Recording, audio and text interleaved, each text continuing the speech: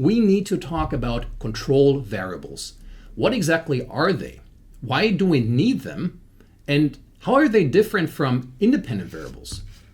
Let's break it down.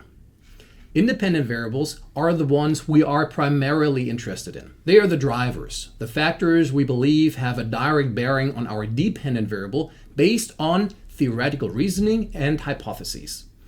For example, if we are studying the effect of education on income, education level would be our independent variable for which we have a hypothesis. Now, control variables, on the other hand, are also variables included in our regression model, but they serve a different purpose. While independent variables have underlying theoretically motivated hypotheses, control variables are included to account for alternative explanations or confounding factors that might simultaneously influence both the independent and dependent variables. Imagine you're studying the relationship between exercise and weight loss. You might include age, gender, diet as a control variable because they could also affect weight loss and my exercise levels. And you want to isolate the effect of exercise, your primary variable of interest. In the ice cream example we discussed throughout this channel, we control for the location of our ice cream parlors because, for example, being in the park as opposed to the train station can influence both the temperature, well, the park has more shade than the train station or city center, and my ice cream consumption, my dependent variable, given that the park has less traffic than the busy train station, for example. So if I'm interested in understanding the relationship between temperature and ice cream consumption, I need to control for that location effect. But here's the kicker. Statistically, control variables and independent variables are the same. They are both variables in our regression equation. They're both so-called covariates.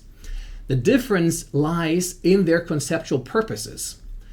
Now, when it comes to choosing control variables for regressions, we typically want to include variables that could potentially confound or distort the relationship between our independent and dependent variables. These could be demographic factors, environmental conditions, or relevant variables that might affect the outcome we're studying, as well as my primary explanatory variables. But here is a word of caution. It's possible to over-control in a regression. What does that mean?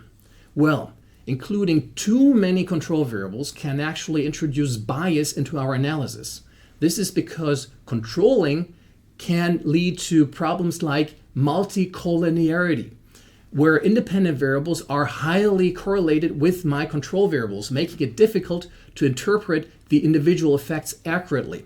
In other words, it might happen that the control variable and the independent variable cancel each other out and you're not accurately estimating their respective effects.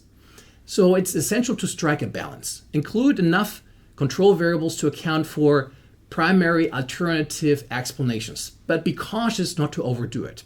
In this regard, the correlation matrix can be very helpful in understanding which variables are highly correlated with each other, and you can make your choice based on that correlation as well. Check out our corresponding video on descriptive statistics, which explains this in more detail. Thanks for watching, and I'll see you in our next video.